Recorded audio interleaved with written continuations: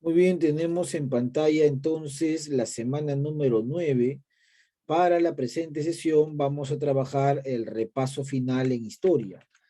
Para el desarrollo del repaso final, recuerda que son los temas que se han considerado para el examen bimestral, ¿ya? Hay que tomar en cuenta eso. Solamente son los temas que se han considerado para el examen bimestral. Repito, usted tiene que estudiar solamente los temas que señala el balotario y los temas que vamos a trabajar en este repaso. Es una idea de recordar lo que ya se ha visto durante la clase, ¿no? Nosotros ya hemos visto estos temas durante la clase, ya se encuentran debidamente copiados en tu cuaderno y lo único que vamos a hacer es simplemente recordar, por ahí explicar algunos términos que no se ha podido de repente tener con claridad en su determinado momento. Tenemos en el chat a Greco Julián, tenemos a Ashley Yasmín Bravo Antaurco, tenemos a Elizabeth Silva Capa. Muy bien, muy buenas tardes. Y entonces vamos a recordar el primer tema. ¿Cómo se organizó la política exterior de Bolívar? Nosotros vamos a recordar y vamos a tomar en cuenta que según el balotario, vamos a ir directamente al balotario para mostrarte, tenemos acá el balotario, justamente, a ver, me está escribiendo. También está Angélica Liliana Juan de Berríos. ¿Cómo estás, Angélica? Muy buenas tardes. Tenemos el balotario por acá, balotario de tercero de secundaria. Los temas, profesora, a trabajar son básicamente dos en historia. Prosperidad falaz por un lado y por otro lado, corriente libertadora del norte, ¿no? Son los temas que van a venir en historia. Y justamente, si uno de los temas que va a venir es la corriente libertadora del norte, vamos a empezar con eso. Hay una pregunta acá que nos dice cómo se organizó la política exterior de Bolívar. Ustedes recuerden que cuando nosotros hablamos de la corriente libertadora del norte, uno de los máximos representantes o líderes o caudillos de esa corriente es don Simón Bolívar, ¿ya? Muy buenas tardes, Michael Hernández, ¿qué tal en el chat? Muy buenas tardes. Entonces, Simón Bolívar es el líder de la corriente libertadora del norte. Esta corriente libertadora del norte, dirigida por Simón Bolívar, tiene su origen en el Congreso Anfictiónico de Panamá, ¿ya? En Panamá. Recuerden que Bolívar, muy buenas tardes, recuerden que Simón Bolívar participó en la independencia de lo que hoy día es Ecuador, de lo que hoy día es Venezuela, de lo que hoy día es Colombia, ¿no? Y que en su momento formaban todos un solo estado, llamado la Gran Colombia, ¿ya? Recuerden eso, ¿ah? Esos estados que hoy día conocemos como Colombia, Ecuador, Venezuela y Panamá, en su momento formaron parte de lo que se llama la Gran Colombia. Bueno, vamos a recordar entonces lo que se vio en clase. En el Congreso de Panamá, donde se reúne Bolívar, ¿no? Puede venir eso en el examen. Por ejemplo, yo te puedo colocar, ¿cuál fue el objetivo más importante del Congreso de Panamá?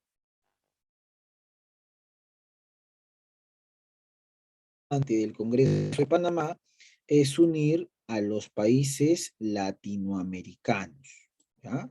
Pero ¿qué países latinoamericanos, profesor? A los países que Simón Bolívar había liberado. Colombia, Ecuador, Bolivia, Venezuela y obviamente el Perú, ¿ya? ¿Y para qué se buscaba unir a los países latinoamericanos? Para sopesar fuerzas con Estados Unidos, que se encontraba al norte y que era ya un gran estado a partir de las 13 colonias, y obviamente el estado de Brasil, que en extensión territorial también era muy importante en América del Sur.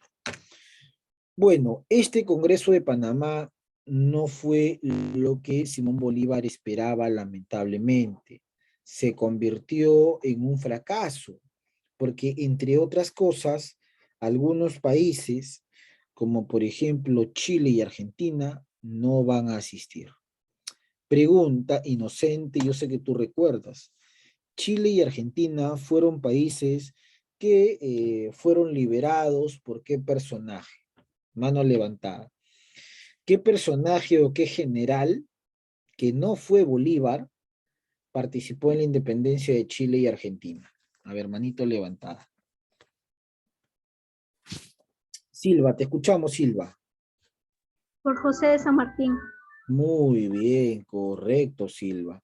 Don José de San Martín es el que participa en la independencia de esos países. Muy bien, Silva, Elizabeth. Claro que sí, ¿no? Don José de San Martín. Entonces, como estos países no tuvieron la influencia de Bolívar, van a, en algunos casos, no confirmar su asistencia y al final no llegaron a asistir al Congreso de Panamá, ¿no? Entonces, la idea que tenía Bolívar de formar una confederación en América del Sur entre los países de la Gran Colombia, Perú, Bolivia, Chile y Argentina, no va a terminar siendo algo exitoso para él. Es más, no todos los países fueron invitados. Por ejemplo, Paraguay no va a ser invitado. Y el objetivo, ¿qué cosa era? Mantener un nacionalismo en base a la idea criolla. Recuerda que el criollo es el hijo de español que nació en América, ¿no? El hijo de españoles que ha nacido en América y que se consideraba con el derecho de gobernar estas tierras, ¿no? Básicamente los criollos son los que buscan tomar el poder de América del Sur, ¿no? Ese es el objetivo principalmente, ¿ya? Entonces, si yo te pregunto, ¿cuál fue el objetivo del Congreso de Panamá? Formar una confederación de los Andes para sopesar las fuerzas con Estados Unidos al norte y también con Brasil, que tenía una influencia portuguesa, ¿no? Es más, en Brasil hasta ahora se habla el portugués y no el castellano como en la mayoría de países sudamericanos.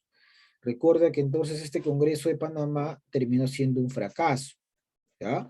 Chile y Argentina no van a asistir, Paraguay no fue invitado y la prioridad es el nacionalismo criollo. Muy bien. Entonces, este es uno de los primeros objetivos de Bolívar, construir una gran federación de los Andes. Bueno, siguiente pregunta. ¿Qué fue la Federación de los Andes, no? Justamente. Y tenemos acá un objetivo, ¿ya? Si la Confederación de los Andes, ¿no? La confederación que buscaba Bolívar, terminó fracasando, ¿no? En el Congreso de Panamá no se pudo llevar a cabo. El objetivo número 2 era hacer una federación de los Andes. ¿Qué buscaba esta Federación de los Andes? Bueno, vamos a pedir un voluntario que nos lea acá justamente este objetivo, cualquiera que se quiera ganar un punto ya en este repaso. Greco, te escuchamos, lee el primer párrafo. Unir tres países que Bolívar independizó: Gran Colombia, Venezuela, Panamá, Colombia y Ecuador, Perú y Bolivia. Muy bien, Greco, entonces vamos a ir por acá, Vázquez Greco. Listo, tenemos acá lo siguiente. ¿Cuál fue el objetivo de la Federación de los Andes? Unir los países que Simón Bolívar había independizado. ¿Qué países Simón Bolívar había independizado? Uno de ellos era Venezuela, otro de ellos era Panamá, otro de ellos era Colombia y otro de ellos era Ecuador. A estos cuatro países se le conoce como Gran Colombia. No te vayas a olvidar, ¿ah? ¿Quiénes son la Gran Colombia? Esos cuatro países que aparecen en pantalla, ¿ya? Venezuela, Panamá, Colombia y Ecuador. Países que Bolívar había tenido influencia en su independencia. Y a esos países se les iba a integrar Perú, donde Bolívar participó en la batalla de Junín y Ayacucho, y también Bolivia, que nace justamente por influencia de Bolívar, ¿no? Es más, su nombre, Bolivia, viene de Bolívar. Entonces, la unión de la Gran Colombia, de Perú y de Bolivia daría unión a la Federación de los Andes. Ese era el otro proyecto que tenía Bolívar en mente, hacer una federación de los Andes, ¿no? Ese es el objetivo de Bolívar. ¿Cómo quedaría el mapa de América del Sur? De esa manera, ¿no? Ya no se incluiría ni a Chile, ni a Argentina, ni a Paraguay, ni tampoco a Brasil, ¿no? Tomando en cuenta que el primer proyecto en el Congreso de Panamá, si yo te pregunto, ¿no? El proyecto presentado por Bolívar en el Congreso de Panamá, ¿cómo resultó? Tu respuesta es un fracaso, pues. No se logró el objetivo que Bolívar estaba buscando definitivamente, ¿no? Ahí está. muy bien, pequeños. Entonces, vamos a ver acá. Desarrollo. Para lograr esta federación de los Andes, vamos a ver que se dieron algunos acontecimientos. Otro voluntario para que nos lea esa parte y se gane su punto. Cualquiera, por favor. Muy bien, Greco, te escuchamos. Fuerte. Desarrollo. No tuvo acogida, los liberales evitaron su curso. En Perú hubo opciones por el marcado caudillismo de Bolívar. En la Gran Colombia había pleitos internos. Bolivia surgió como un retazo extraído a Perú. Muy bien, Greco. Vamos a compartir acá entonces. Vázquez Acevedo Greco. Ya. Antes de seguir con la sesión, atención a la lista, por favor. Bravo Antaurco, ¿se encuentra? Presente, profesor. Muy bien, bravo. Cobeña Vázquez Lin, Presente, profe. ok. Efio Fabricio, Efio,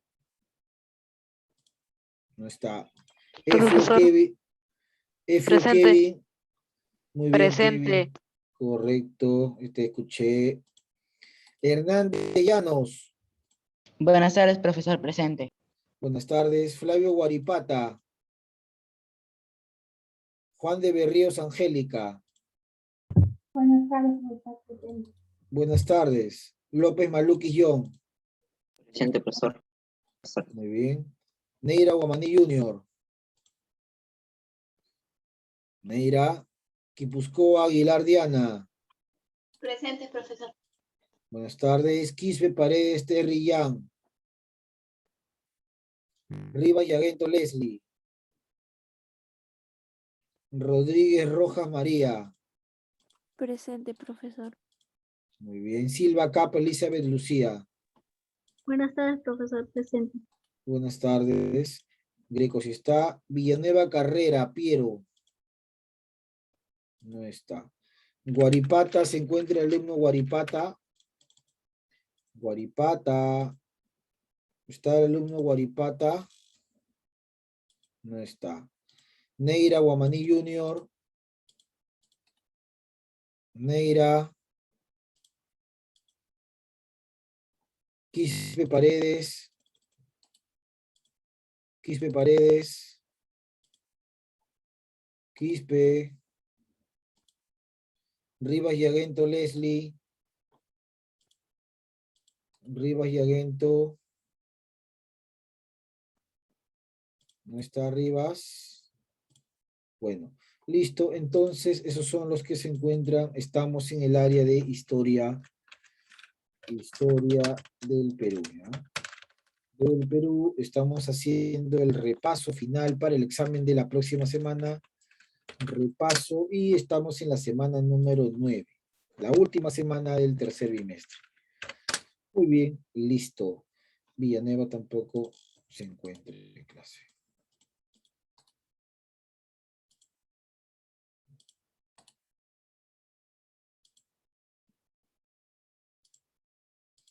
Muy bien, entonces nosotros nos encontrábamos analizando, profesor, lo que era la Federación de los Andes. Recordar que el Congreso de Panamá había sido un fracaso y que el nuevo proyecto de Bolívar era organizar esta federación en base a la Gran Colombia, Perú y Bolivia, que eran estados donde él había peleado para lograr la independencia. Bueno, como había leído su compañera, esta federación tampoco tuvo éxito, no tuvo mucha acogida. ¿Por qué? Porque la idea de Bolívar era armar una federación donde él tendría pues los poderes perpetuos, ¿no? Esa idea de que Bolívar tenga el poder absoluto era muy parecida a la idea de que un rey gobierne todo, y era algo contra los que se van a oponer los liberales. Los liberales, que eran criollos, no querían esa situación debido a que tenían la experiencia de la época colonial, donde todo el poder lo tenía el rey o el virrey. Incluso en el Perú hubo mucha oposición a ese proyecto de Bolívar. Y no solamente en el Perú, en la misma Gran Colombia, territorio donde estaba Bolívar, hubieron conflictos y pleitos internos, ¿no? Es más, uno de estos conflictos llevó a la muerte a Sucre, pues. Sucre va a ser asesinado tiempo después. Sucre era general de Bolívar, brazo derecho de Bolívar en las campañas militares. Bueno, recuerda además que Bolivia, lo que hoy día nosotros llamamos Bolivia, en la época colonial no existía. Bolivia nace a partir de lo que es el Perú, ¿no? A partir de lo que se conoce como el Alto Perú. A partir de eso nace Bolivia, ¿ya? Recuerda eso. En la época de la colonia no existía Bolivia. Bolivia nace de lo que se conoce como el Alto Perú. Bueno, vamos a dejar esto acá y nos vamos acá. Consecuencias de esta corriente libertadora del norte. Bueno, a nivel económico, a ver, vamos a ver, profesor, un voluntario o voluntaria para que me lea ese párrafo y se gane su puntito. Silva, te escuchamos, Silva. Económicas. La dependencia económica de préstamos y enclaves se mantuvo. Deuda interna y externa. Pérdida de recursos naturales. Muy bien, Silva. Vamos a dejarlo por acá. Silva, Elizabeth. Muy bien, regresamos. Vamos a ver otra consecuencia. Al final voy a explicar las consecuencias. Otro voluntario para que me lea la parte de consecuencias sociales o social. Fabricio Efio, te escuchamos. Los sectores populares, castas excluidos, siguió el machismo, racismo y esclavitud. Se mantuvo el yanaconaje. Muy bien, Fabricio. Consecuencias políticas. A ver, vamos a primero colocarle por acá su punto a Fabricio. Muy bien, Fabricio. Vamos a ver por acá, regresamos y nos vamos a ver las otras consecuencias políticas. María Rodríguez, fuerte María. El Estado pasó a control de los criollos, leyes a favor de caudillos, se inicia un periodo de militarismo caudillista. Muy bien, María. A ver, entonces, vamos por acá. María Rodríguez. Muy bien. Y un voluntario, voluntaria más. Estamos viendo la consecuencia ideológica. A ver, cualquiera. Muy bien, Lynn. Te escuchamos, Lynn. Se consolidó el monopolio católico. Los gobiernos asumen el conservadurismo. Muy bien, Coveñas, ahí está. Entonces vamos a explicar estas consecuencias.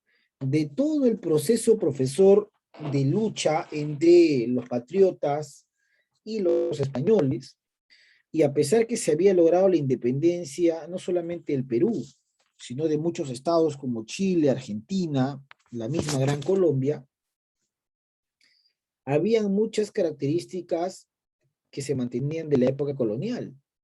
Por ejemplo, la dependencia económica de préstamos. Estos países nacieron como repúblicas, pero nacieron muchos de ellos quebrados, en crisis. No había forma de conseguir dinero.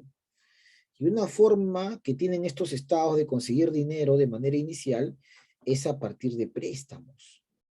¿Y de dónde se van a prestar? De países europeos como Inglaterra, por ejemplo, ¿no?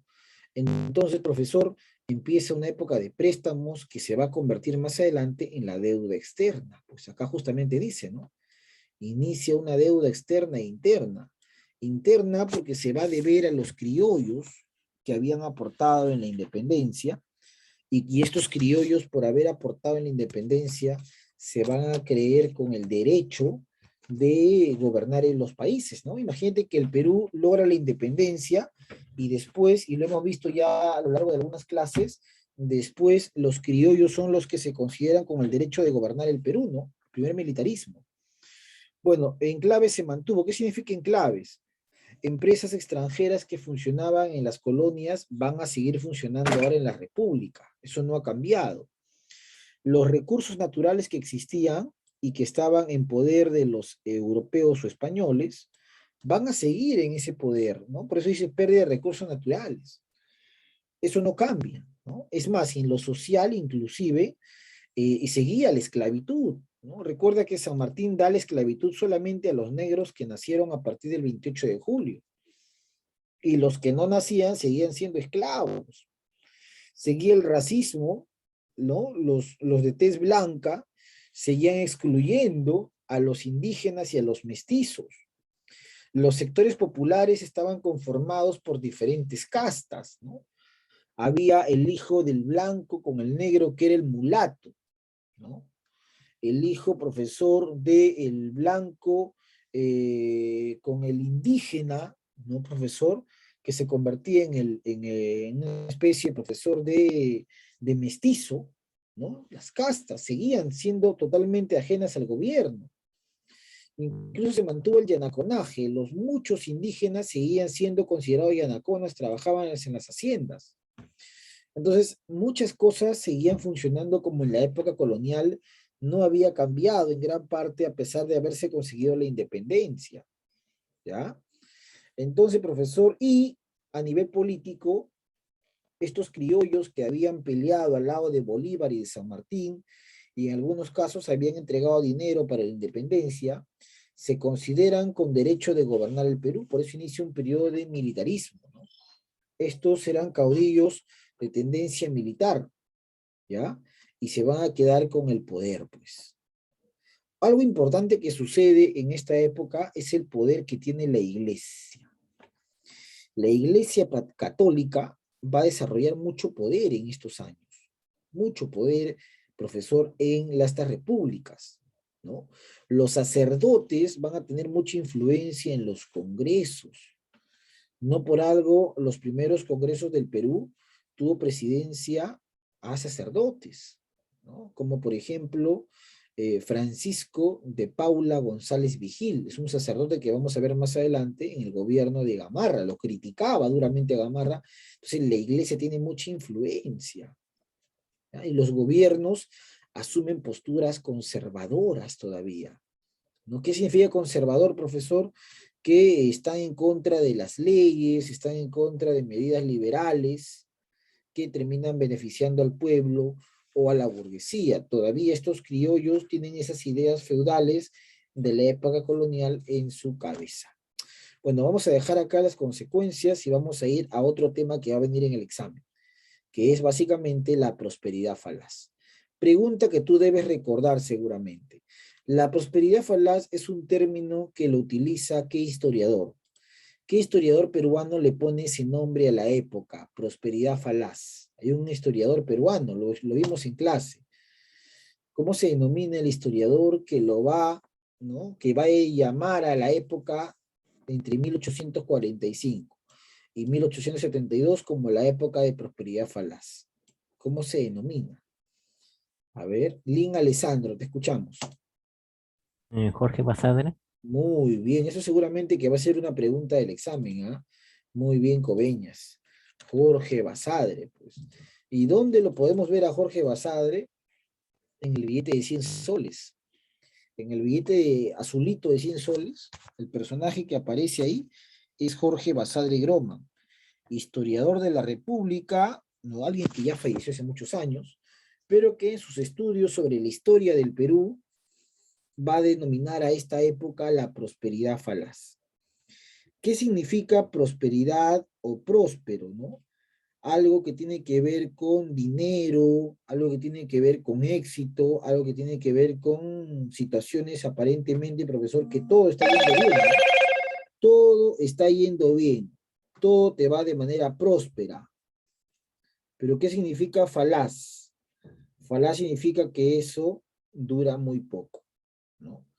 Todo te está yendo de manera próspera, pero eso dura muy poco, definitivamente.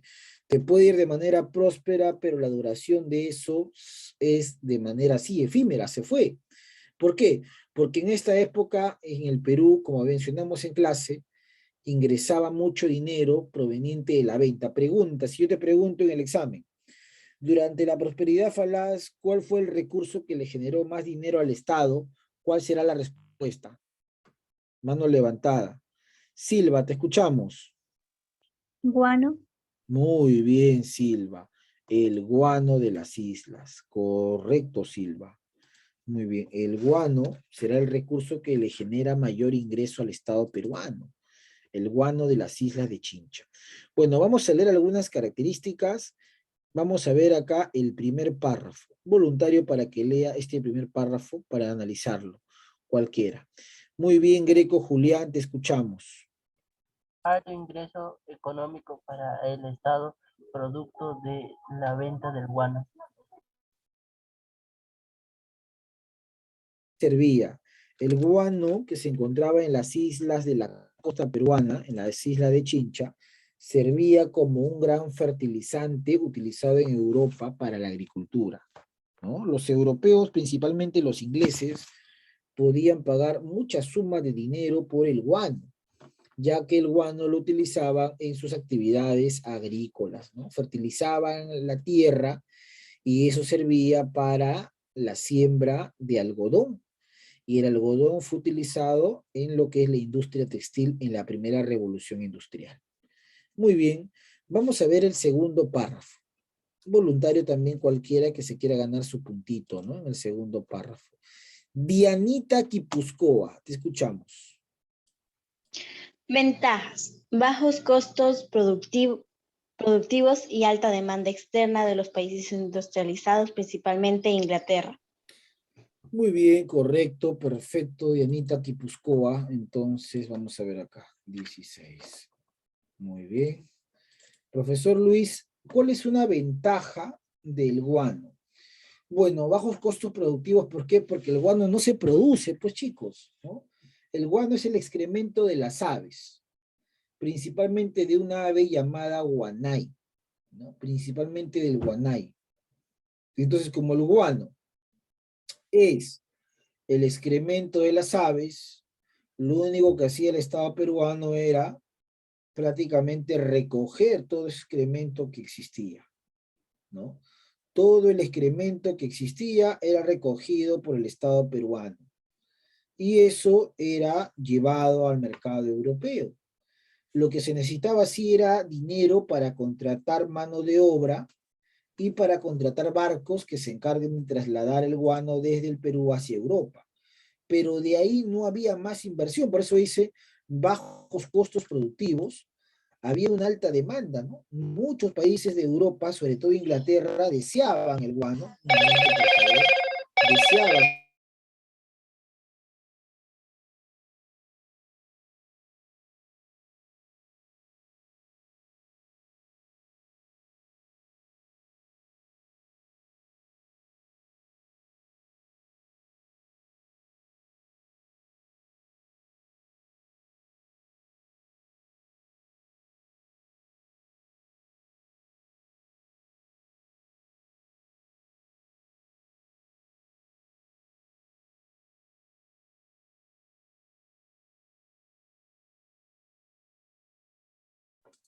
Muy bien, entonces, profesor Luis, como le mencionaba, bajos costos productivos, porque el guano no se produce, y más bien, profesor, hay una alta demanda, porque en Europa, recuerda, si te pregunto en el examen, ¿no? ¿Qué país requería el guano para la agricultura? Básicamente Inglaterra, para que a través del guano sembrar, profesor, el algodón y de esa manera desarrollar la industria textil, primera revolución industrial, ¿no? Justamente eso dice acá en tu párrafo. Vamos a ver el párrafo número 3. Voluntario para que nos lea el tercer párrafo. Estamos recordando, este es un repaso de lo que podría venir en el examen. Muy bien, te escuchamos, Silva. Fuerte, por favor. Diversas formas de comercialización. Arrendamiento de las islas, consignaciones y monopolio. Muy bien, correcto, Silva. Muy bien, Silva. Entonces yo podría preguntar en el examen, ¿cuáles fueron las formas de comercializar el guano? Tú vas a responder, ¿no? Forma número 1, arrendar, que es alquilar las islas, ¿no? Se arrendaban las islas, ahí aparece el arrendamiento que hizo Gamarra al comerciante Francisco Quirós, ¿no?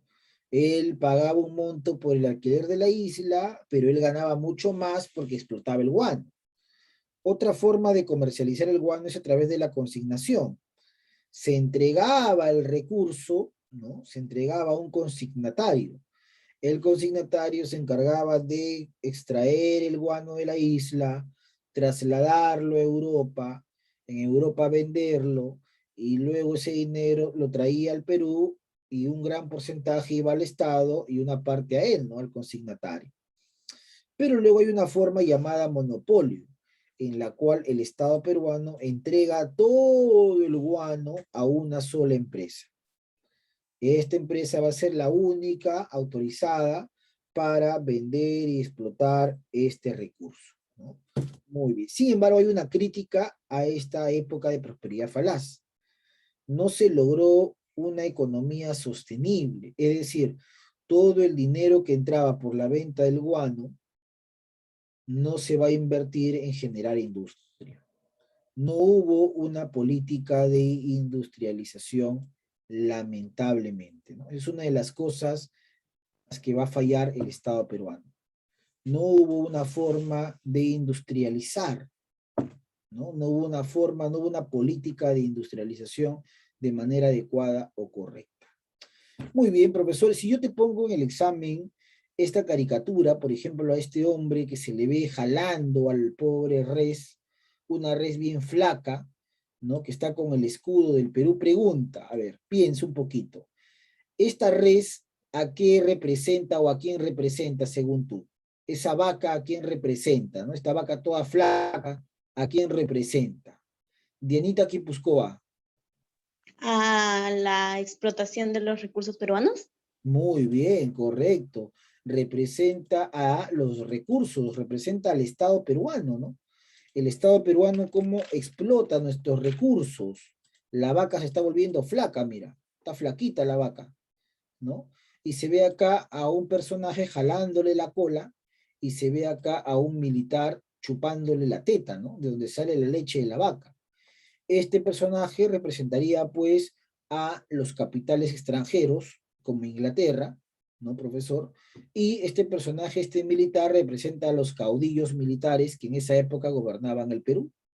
Caudillos como Gamarra, como el mismo Castilla, como Echenique, que eran militares que aprovecharon los recursos del Perú, pero que no se generó una industria. No se aprovechó ese dinero para convertir al Perú en un estado industrializado que pueda a futuro generar mayor rentabilidad, ¿no? Todo ese dinero que ingresaba se malgastó básicamente, no se aprovechó de una manera correcta o adecuada. Muy bien, vamos a ver una característica de tipo política. Vamos a leer este párrafo, cualquiera por favor que quiera ganarse su puntito. Muy bien, adelante Greco Julián, fuerte políticas. Altos niveles de corrupción. El Estado se fortalece, mayor presencia en provincias. Anula los poderes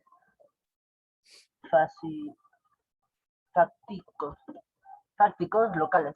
Muy bien, correcto, Greco Julián. Entonces por acá. Vázquez Acevedo, Greco Julián. Muy bien. Profesor Luis, ¿qué significa esto? Altos niveles de corrupción, pues chicos. ¿Qué significa? Que todo el dinero que entraba por la venta del guano, en realidad no se destinaba a desarrollar obras que beneficien a la población o generar industria, sino que el dinero servía para contratar más trabajadores, más burocracia, para organizar banquetes, llegaba para unas cuantas familias ligadas al presidente. Eso es la corrupción, ¿no? El Estado, producto del que ingresa dinero por la venta del guano, el Estado crece. Hay mayor cantidad de funcionarios del Estado que van a tener cargos en las diferentes provincias, ¿no? En las diferentes provincias del Perú van a tener cargos estos funcionarios. Sí, estos cargos van a terminar por imponerse eran las autoridades locales. En las diferentes provincias habían autoridades locales, ¿no? Alcaldes, por ejemplo, de estos indios o de estos indígenas de la época colonial que sobrevivían. Pero ahora, como el Estado ha crecido, va a llegar a estas provincias a imponer a sus representantes, lo que va a generar un conflicto, porque se va a obligar, no solamente se va a obligar, se busca reglamentar de que los impuestos y tributos sean pagados directamente a ellos, lo que genera un conflicto con las autoridades locales, con los alcaldes locales, van a haber enfrentamientos con las poblaciones locales, al punto de que algunos centros poblados deseaban volver a la colonia, ¿no? Deseaban que el rey los vuelva a gobernar. Mira, imagínate lo que pasaba en el Perú de estos años, ¿no? Ingresaba dinero, pero no era muy bien aprovechado. Bueno, te había dicho que para explotar el guano se necesitaba mano de obra. Yo te puedo preguntar durante el examen, ¿la explotación del guano de las islas generó la llegada de qué población? Y en esta época llega una población a trabajar las haciendas y las islas en la extracción de guano. Eso lo vamos a ver en el párrafo social. Voluntario para que lea el párrafo social, por favor. Michael, adelante Michael Hernández, te escuchamos. Sociales, inmigración asiática, mano de obra barata, y europea, mano de obra técnica. Profundas brechas sociales. Perfecto, Hernández. Entonces, profesor, tenemos acá, vamos a ver por acá, Hernández. Muy bien, Hernández, Llanos, Michael. Muy bien, tenemos acá lo siguiente. Profe, ¿quiénes llegan para extraer el guano? No te olvides, la inmigración asiática especialmente. Yo sé que tú recuerdas. ¿Quiénes? ¿Japoneses, chinos o coreanos? Mano levantada. ¿Qué personajes llegan a trabajar el guano? ¿Japonés, chino o coreano? A ver, ¿qué personaje llega? Mano levantada. ¿A quiénes traen? Dianita Quipuscoa. ¿Japonesa? Japonesa, no. Te escuchamos, Greco Julián. China. Muy bien. Llega la inmigración china. Muy bien también Fabricio en el chat. Correcto, no te vayas a olvidar, ¿ah? Llega la inmigración china. La inmigración china, muy bien, Greco, acaba de llegar a 20. Es la que va a llegar a trabajar la extracción del guano, ¿no? Mano de obra barata. Y también llegan muchos europeos, alemanes, italianos, franceses, pero ellos son mano de obra calificada. La llegada de la inmigración asiática genera mayor amplitud en las brechas sociales, ¿no? Mayor población en estado crítico. El negro que seguía siendo esclavo, ¿no? Aunque Castilla le va a dar la libertad más adelante, va a comprar su libertad, el indígena que seguía siendo explotado y el chino que se sumaba a la larga lista.